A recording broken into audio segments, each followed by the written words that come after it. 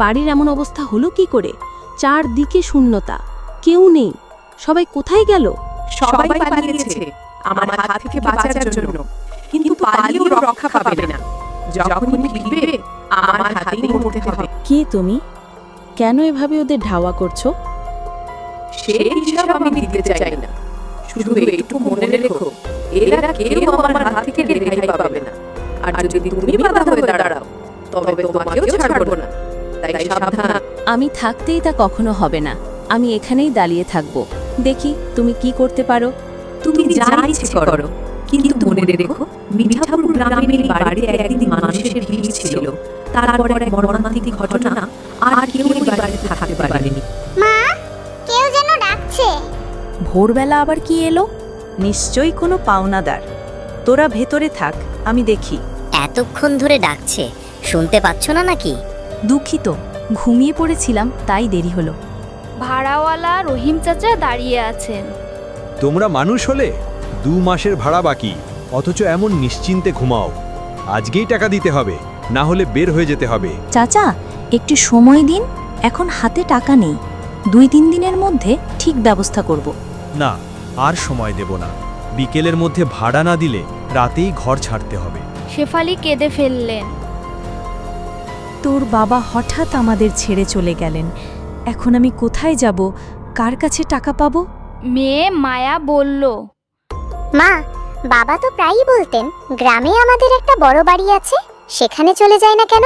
ওই বাড়ির নাম মুখেও আনবি না, আমি সেখানে কিছুতেই যাব না। কেন মা? এখানে তো আমরা না খেয়ে থাকছি, অপমান সহ্য করছি। সেখানে গেলে অন্তত ভাড়া দিতে হবে না, জমিতে সবজি ফলিয়ে খেতেও পারবো। না, ওই বাড়িতে সমস্যা আছে, তাই আমরা আসিনি।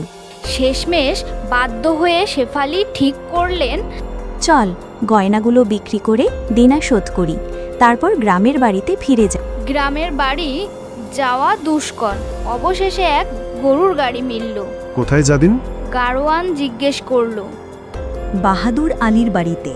ওই বাড়িতে? ওটা তো ভূতের বাড়ি, অনেক বছর ধরে কেউ সেখানে থাকে না। থাকবে কি করে? আমরা তো এতদিন শহরে ছিলাম। আমি ওনার ছেলের বউ, এরা আমার ছেলে রাহাত আর মেয়ে মায়া। কিছুক্ষণ পর তারা পৌঁছালো বিশাল পুরনো প্রাসাদের সামনে। এদিকে আগাছা, ভাঙাচোরা দেয়াল। এত বড় বাড়ি? রাহাত অবাক। হ্যাঁ, পুরনো হলেও দেখতে সুন্দর। মায়া মুগ্ধ হয়ে বলে। গাড়োয়ান সাবধান করলো। ভাবি, সাবধানে থাকবেন। এই বাড়ি নিয়ে অনেক গুজব আছে, যদি অন্য কোথাও থাকার জায়গা পান তবে ওখানেই থাকা ভালো। ঘরে ঢুকেই পরিষ্কার পরিচ্ছন্ন করার কাজ শুরু হলো। শেফালি রান্নাঘরে ভাত বসালেন। হঠাৎ রাহাত খেলার সময় এক রহস্যময় কণ্ঠ শুনতে পেল। এসো, আমার সাথে খেলো। তুমি কে? পিছে যাচ্ছ কেন? এসো। ঠিক তখনই ডানা কাতরা এক পরী লাজিনী এসে রাহাতকে সরিয়ে দেয়। ওদিকে যেও না, আমি আছি, ভয় পেও না। আসলে এ বাড়িতে ভর করেছে জোহরার আত্মা। বহু বছর আগে অন্যায়ের শিকার হয়ে খুন হয়েছিল সে। তার জানাজাও হয়নি, তাকে বাঁশবাগানে গোপনে পুঁতে ফেলা হয়েছিল। সেই ক্ষোভেই সে প্রতিশোধ নিতে ফিরেছে। লাজিনী পরী শেফালির পরিবারকে রক্ষা করছে, কিন্তু জোহরা হুমকি দিচ্ছে। আমি একে একে তোমাদের সবাইকে শেষ করব। তোমাদের দাদারা আমাকে অন্যায়ভাবে মেরেছে, আমি ছাড়বো না। কিছুদিন পর নাজমা খালা আর তার মেয়ে তানিয়া বেড়াতে এলো। রাতের অদ্ভুত ঘটনার পর সবাই মিলে খালার কাছে সত্য জানতে চাইল। নাজমা খালা বললেন, এই বাড়ি অনেক পুরনো, দাদার সময়কার। তিনি কবিরাজ ছিলেন, আর লাজিনী পরী তাকে পাহারা দিত। কিন্তু একদিন আমাদের ছোট ভাই মিলন খেলার ছলে বটির ওপর পড়ে মারা যায়। তখন ঘরের কাজের মেয়েটিকে জোহরাকে দোষী বানিয়ে মেরে ফেলা হয়। লাশ লুকিয়ে বাঁশবাগানে পুঁতে রাখা হয়। জানাজা হয়নি, তাই তার আত্মা শান্তি পায়নি।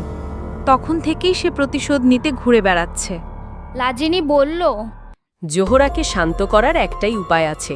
যেখানে তাকে পুঁতে রাখা হয়েছিল সেখানে কবর বানিয়ে সঠিকভাবে জানাজা পড়তে হবে, তাহলেই সে মুক্তি পাবে। পরের দিন গ্রামবাসীদের ডেকে সবাই মিলে জোহরার কবর খুঁড়ে সঠিক জানাজা করে দেয়। কান্নার সুর ভেসে এলো, তারপর ধীরে ধীরে মিলিয়ে গেল।